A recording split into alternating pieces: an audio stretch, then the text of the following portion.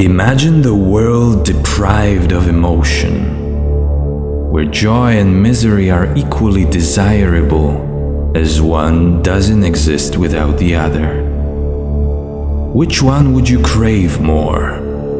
A momentary pleasure or a long-lasting pain? And if you could buy them, would you?